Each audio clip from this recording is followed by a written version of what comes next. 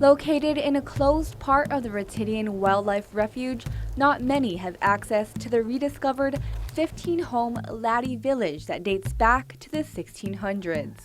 This is one of the few sites in Guam where 15 intact latte homes were located in a close enough proximity to walk from one to another to get a sense of the different personalities living in the village and what it may have been like living here hundreds of years ago. Archaeologist Dr. Mike Carson gave KUAM an exclusive tour of the site.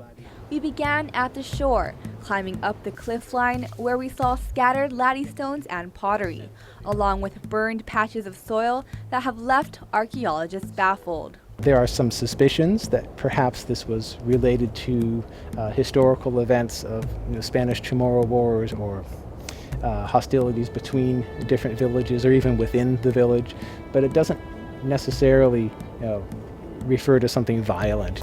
This is an example of another one of the black burned areas with the clear pile pushed off to the side. And in this case, the latte stone are definitely inside the cleared rubble debris pile, which is, you can see one right here, very, very clear that this is a latte stone. Then at the latte home furthest up the cliff line, we saw what Dr. Carson calls the matenguma, or line of stones marking the entrance to a home. This is the first time we saw this in the refuge, but it occurs at a number of other latte as well. It was here the stonework became noticeably more refined. Do you think it's most likely, since these are the nicest latte stones are obviously very carefully carved out, would this be the home of the megalahi? Definitely megalahi, megahaga. Definitely the high caste, the matao, matua. A caste that everyone would have to keep their heads lower than, in passing.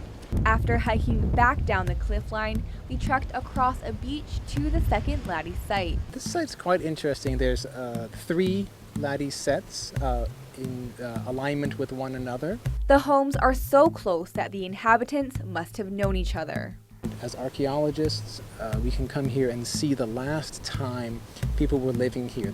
Everything's sort of frozen in time about the personalities and the interrelationships of the people and the families who lived in this village. Learning about the village won't only help us appreciate the past, but the present. Reporting for Guam's News Network, I'm Isa Baza.